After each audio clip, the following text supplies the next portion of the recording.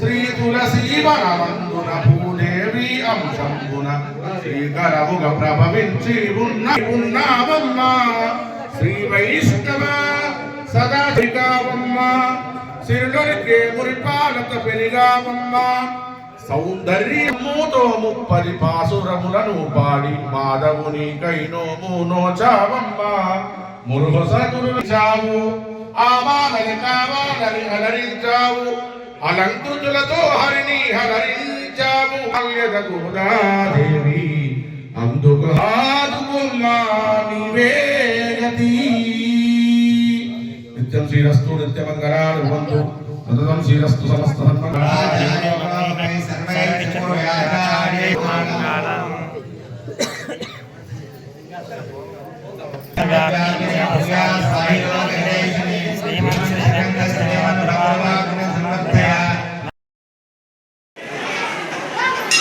కళ్యాణాద్భుతగాత్రాయ కామితార్థప్రదాయనే శ్రీమద్వేంకటనాథాయ శ్రీనివాసాయ మంగళం.